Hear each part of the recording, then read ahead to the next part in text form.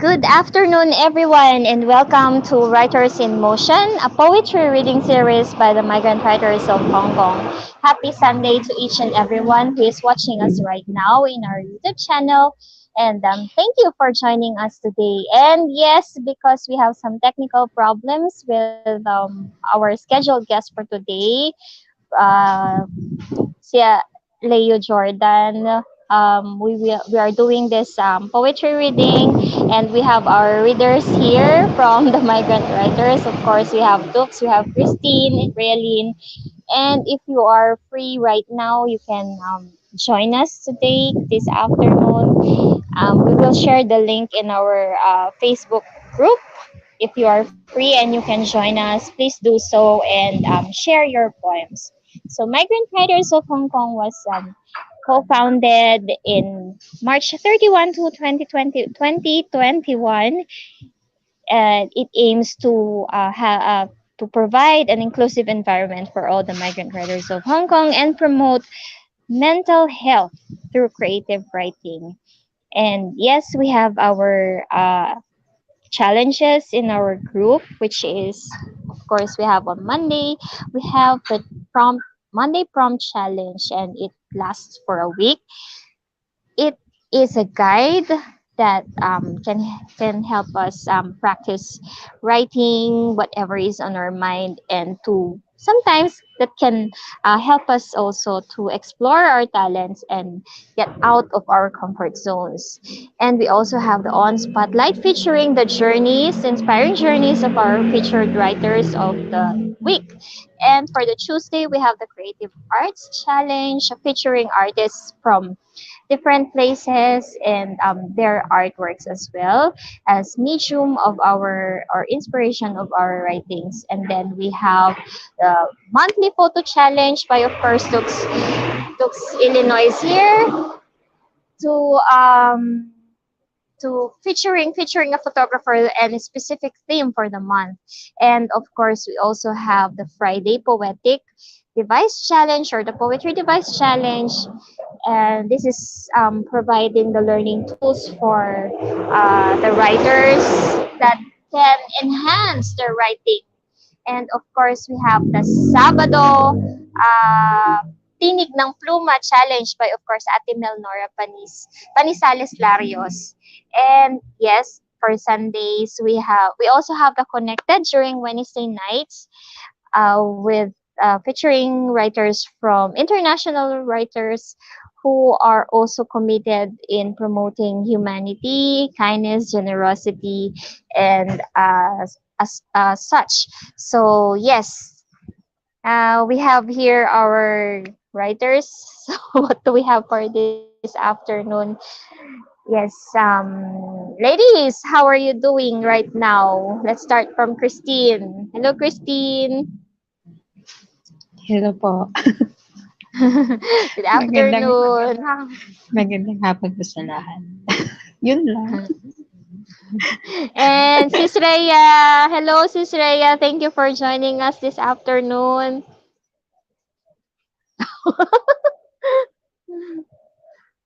Naka-mute ka, sis.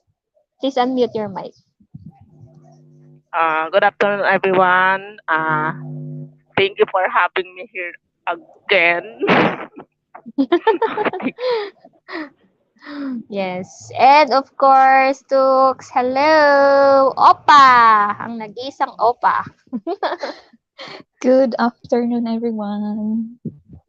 Yes. Hello. Good afternoon. So, how are you guys doing? And yes. Where is everyone? Ayan.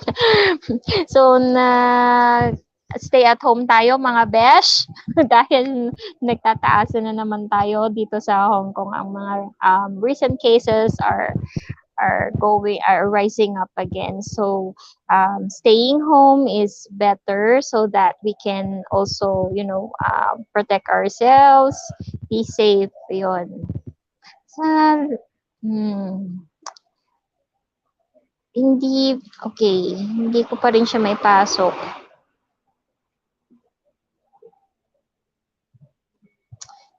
our guest for today is trying to come and join us, but I cannot put him in. I cannot add him to the stream because of maybe his signal or his connection, and I guess there's something wrong with his account. That is so sad.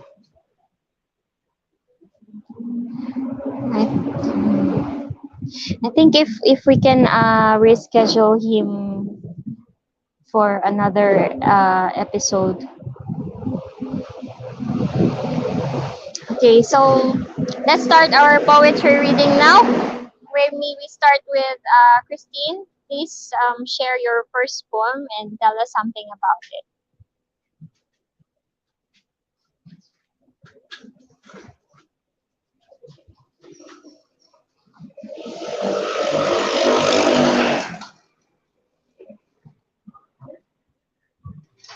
Please unmute your mic. Ako ba? I'm una? Yes, yes, yes. Okay. My first poem. It's The Homeless. I am here and there. Everybody sees, but no one care. If it is my fate, why others laugh and hate. I'm in the shadow of nothing. Your kindness is what I'm asking. I wish to live enclosed with wall to hide my pain, big and small.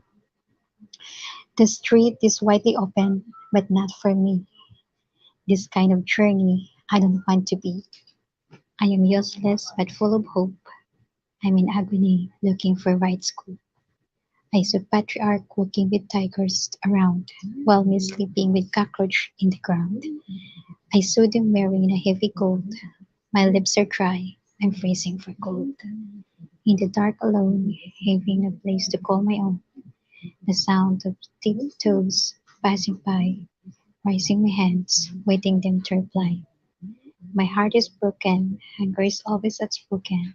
I am hopeless, the forgotten part in the society of being departed.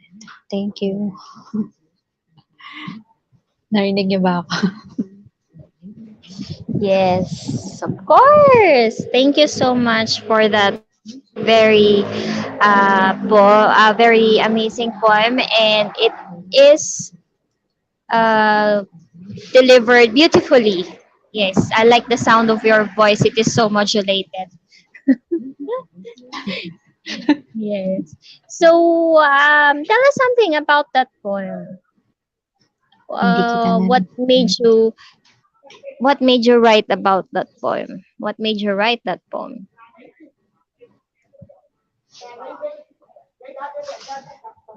Pwede yung bang ulitin? Hindi ko narinig. Nawawala. Uh, what made you write that poem? Tell us something about that poem. Um, ito kasi, naalala ko lang siyang isulat. Tapos, yung one day na ewan ko, naalala ko lang lumabas lang sa isip ko yung kasi may nakita akong parang homeless doon sa yung picture ng homeless sa Facebook. Tapos nakita ko lang siya. Parang, ewan ko, parang nadudurig yung puso ko every time nakikita ko yun. Kaya sabi ko, magiging inspiration ko sa pagsulat. Yun lang. Yun. So sometimes bigla-bigla na lang may ano talaga tayo, no? Tawag nito. Ah, we can really get a lot of inspirations from the things that we see, the things that we feel. It doesn't have to be really yung tungkol sa'yo palagi yung sinusulat mo, but um, mostly they're influenced by what is happening around us. Yeah. Okay, so Sis Rhea, you're next. Ate,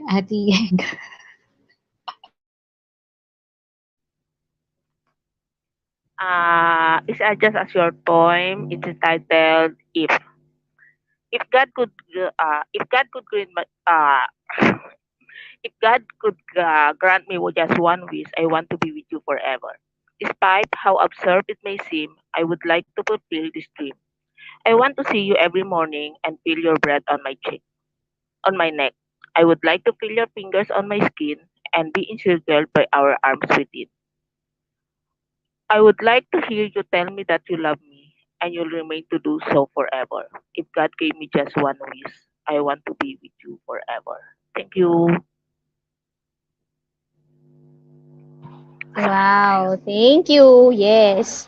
Very ano nga siya, very short poem siya pero naku, ganyan talagang mga feeling ng mga ano 'no. Diyos ko ramdam na ramdam ko yung kilig. Mga in love. Love is alive. Yes. Ayun.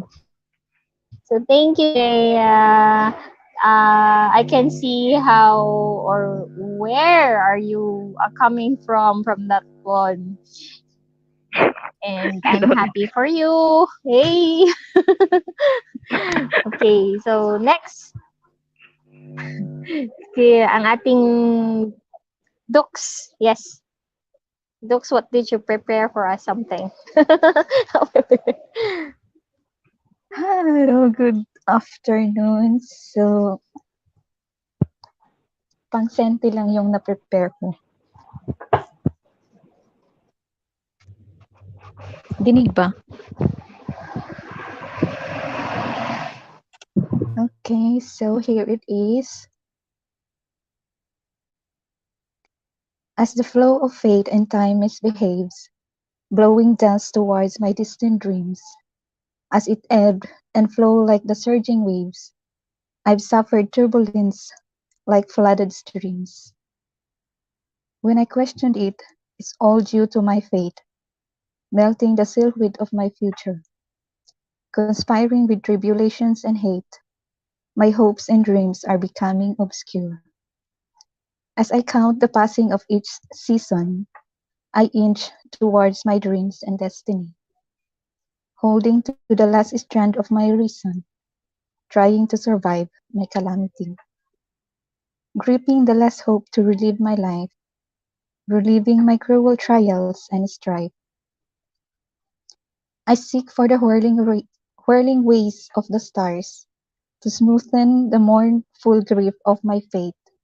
But alas, it was vain that gave me scars, entangled with desolation and hate. The most bitter miseries come with grief, from the frosty fragments of the gone past to the unending pains with no relief, never disappearing, floating like dust. I drown myself with the tears of sorrow, obsessed and forgetting the past behind. Grief marks my life towards tomorrow, with a scarred heart and burdens in my mind. As the cycle continues, I was lost, with a grief that lingers around like frost. Thank you.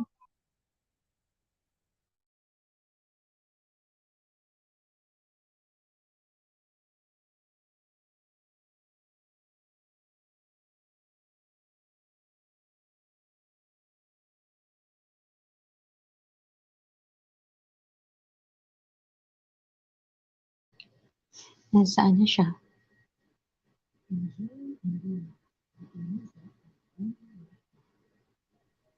Asan na? Wala na. Nawala na lahat. Ano tayo na? Tayo na lang naiwan. Nandiyan, may guest na to. Nasaan na Bakit sila? naging Bakit naging dalawa? Nandito kami. Nasaan kayo? Nasaan kayo? Nasaan kayo? Nandiyan. Oh, ba't ka naging dalawa Ba't na yun? naging Sorry, nawala ako at ano, tawag nito, nalobat ang aking phone. Ayan. Thank you so much for this for that very meaningful poem at Dux. And yung ano no, I can I can see how you tawag nito, you use your words very napakaayos ano. Yung flow pati ng ano ng iyong poem is very smooth, and yeah, ang sarap pakinggan lang. Patapos sinabayan mo pa ng napakagandang ano, ayan, may guest tayo. Sino siya? Hmm, Sino? Ayan. si Leo pa rin. Oo, kawawa Ganun pa naman si rin. Lea. Ganun pa rin siya. Ay, sandali lang. Sabihan ko na lang siya. Message ko na lang siya. If hindi talaga siya makapasok, wala siyang ano, Yeah, hindi authenticated natin siya may Facebook. pasok. Yeah. And yes, so I will share also one poem. So, Pero nakikita daw siguro niya nabasa tayo. nyo na to kasi pinost ko din to sa pero hindi natin siya mai-add sa stream. Ha? Hindi natin siya mai-add sa stream. Hindi ko siya ma-add. Oo.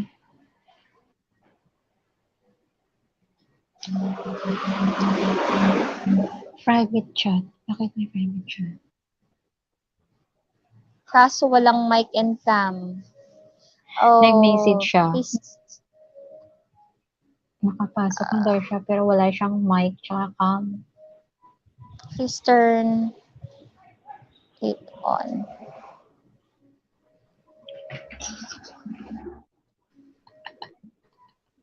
Nasa settings yata yan.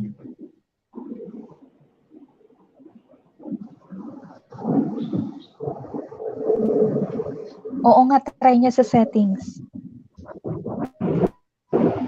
Yeah. Sabihin mo, please check his settings. Nandun yung cam at saka audio. Yeah. Yes. And so, yeah, i-share ko lang yung isang poem dito which I recently wrote for, of course, our Islaw Palitaw. Joke. For Lisa Nawala. Fernandez Nawala. Marcos. Okay. Yes. Hello, Lisel. If you're watching us right now, I hope you are doing fine there sa Turkey, and good luck ulit sa iyong journey dyan. And I hope iingatan ka palagi ng ating good Lord, and all the best for you there in your new career sa Turkey. And I will read this poem which I wrote for her, Ode to a Butterfly. Fly away, my beautiful butterfly, as you go and explore another paradise. I wish you rainbows along your course. May you bring home the sweetest nectar. I will always cherish the time when we soar through the storm together. You taught me that even with heavy wings, we can all still fly and soar gracefully. You are an epitome of gentleness, like the delicate dust of your colors. Though a fragile being as you could be, your transformation signifies your strength. Your presence can fill an empty garden as you flutter and kiss every blossom. You unravel their mystery into your tarsals and leave a lasting sense of love and care. I will keep you and our memories, dearest butterfly. Never forget me. One day, come and visit me again and whisper to me the beauty of the other side. Yes. So, wherever you are, Lisa Marcos, that's for you. Yes, that ends our first round. Now let's go for the second round of our poetry reading. And yes, let's start again with Christine. Like, kawawa naman si Lea.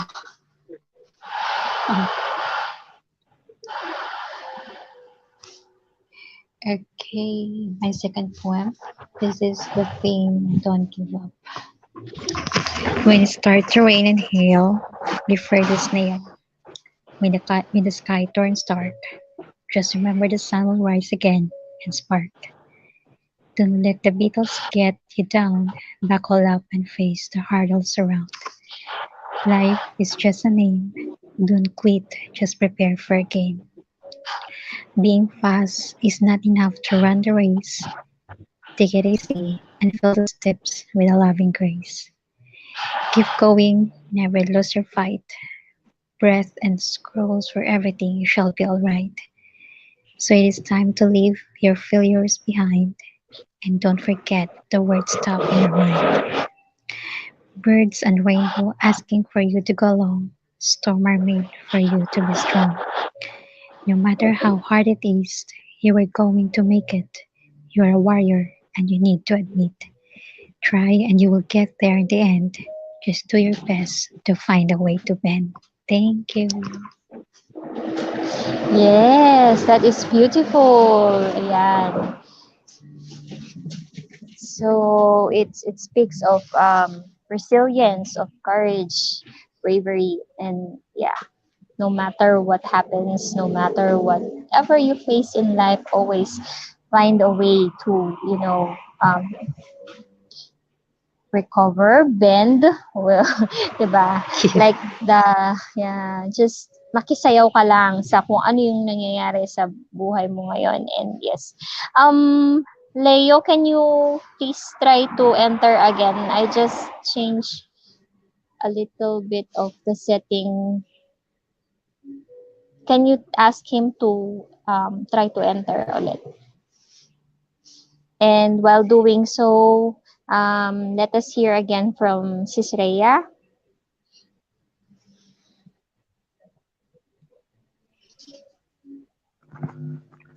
My next poem is I Won't Ever Forget. I won't ever forget you. I won't ever forget the joy that you gave me, that affection, and that sense of desire. I won't forget how did you advise me to let others in and let go of the past. I won't ever forget how did you take the time to tear down my defenses. You get close to my heart so that you could break it into pieces. I won't ever forget this suffering or the pain brought on by this painful betrayal. I trusted you and loved you, but you killed me in so much pain. I'm still healing, and I know one day I can genuinely smile again. Thank you.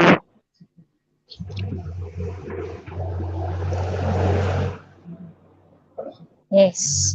I will never forget you. Talaga naman. I will never forget you. Yun yung mga sinasabi natin sa mga taong, nangiiwan sa atin ng mga, mga Much impact pain. sa mga sa buhay natin. Yung either painful or joyful na, ano pa yan, it leaves us, it My gift. really, oh, hindi ko pa rin siya talaga may pasok. Pinalitan ko na, hindi ko na inaano yung authentication niya, pero hindi ko pa rin siya may pasok. I felt Ayaw sad. talaga. Hindi Maybe he ka, needs to check his settings. He need to check his settings talaga. Hindi ko siya maipasok.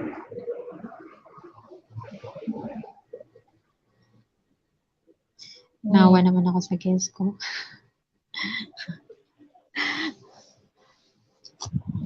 Hindi ko talaga siya maipasok. Yes, I'm sorry. Can we try again na mag-guest siya maybe next Sunday kung free siya ulit? Pero we need to um, tawag nito, check in earlier para ma-check natin if okay yung kanyang receiving signal or yung sa end niya if okay yung sa settings niya. Or maybe over the week pwede natin siyang i-try na makapasok sa StreamYard. Can please communicate with him, Tin, and ask him if he's okay on Sunday again, and then reschedule natin siya on Sunday. And if ever mag-practice tayo, or let's have a drill muna within the week with him para matry natin ulit siyang maipasok. Maybe there's something wrong sa settings niya.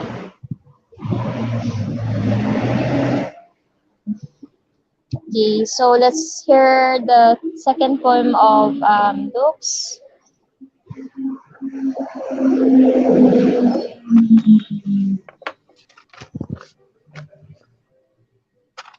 My second poem will be I'll Never Fall in Love Again. I've forgotten how long it has been since the day my heart ceased its existence, hiding from the garish light of love, hiding from Cupid's arrow of love. Fairy tales are all lies. Love only causes miseries and cries. That hero you love inside a fairy tale will never be the knight in shining armor to protect you. I've forgotten how long it has been since the day I was broken, escaping with the pain of loving. I'll never fall in love again. Fairy tales are all lies. Love only causes miseries and cries. That prince charming you adore inside a fairy tale will never be the prince to save you. I'll never fall in love again, now that I know the pain of being broken. Happy ever after will never be the same. Fairy tales are all lies. Blissful days and happiness will never be the ending. Thank you. Nice. I'll never fall in love again. Aray ko. ganun, ganun na baka, ano ang, ayaw talaga siya. Hmm, hindi ko siya may pasok.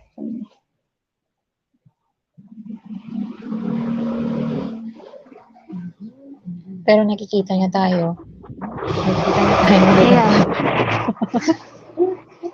Naririnig niya ba tayo? Naririnig niya tayo.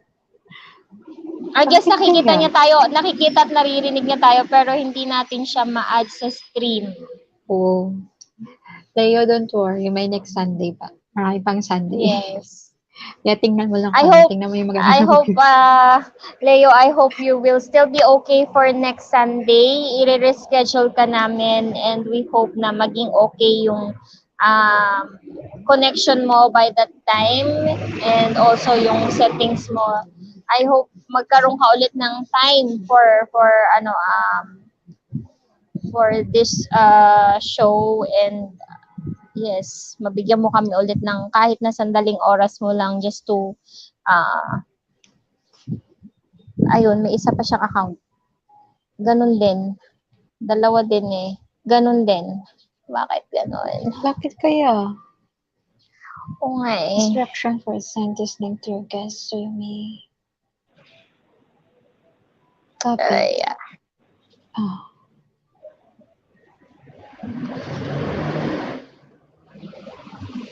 Ayaw siya.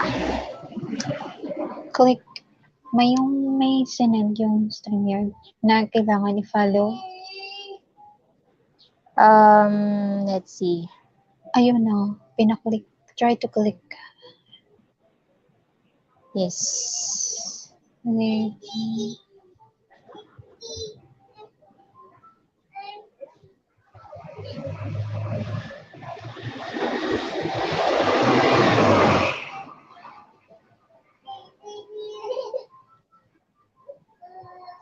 I hope maging okay yung connection niya. So let's wait for another moment and let's try again if maka-connect pa rin siya sakaling maging okay in a few minutes. may instruction na may instruction na sinend yung kailangan i-copy yung link kanina. Let's see. Yun. In the meantime, okay, I will share my second poem as well. Okay, let me see kasi I did not prepare also. So, ito, yung recent challenge natin, yung ambiguity. Yan. Curtain call. For 5 years, she is beating the clock. Feeling numb, she feels like a rock. Fronting at the line of the seeming stage, faces as spotlights beam on her face. She wears the mask perfectly at all times, standing there furtively, licking on brines, stranding the lines of her cheeks onto lips.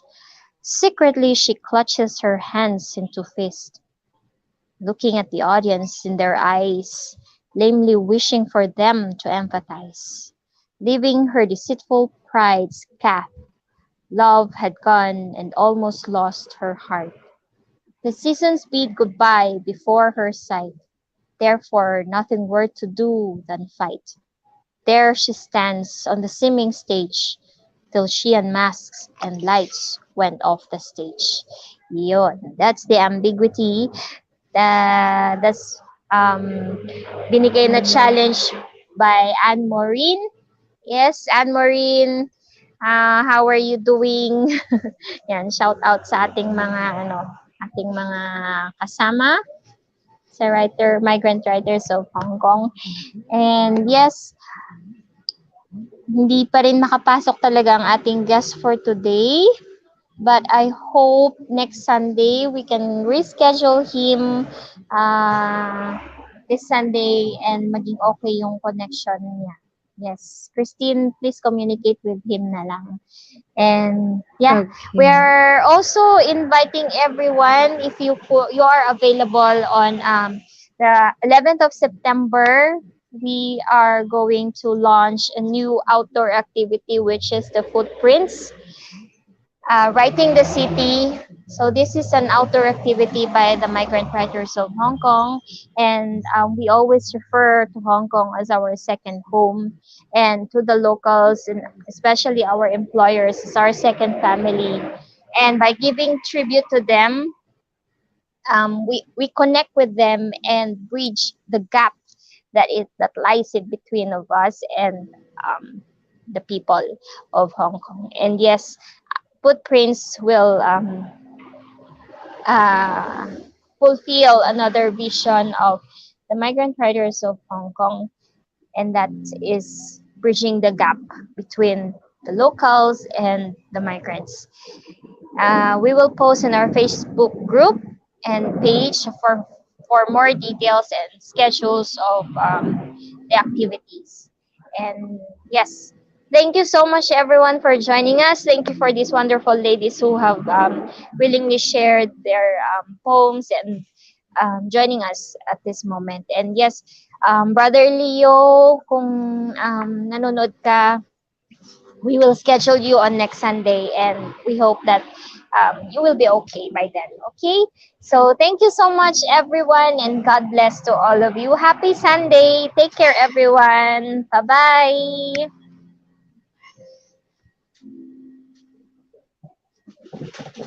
Yun. I-try nga natin.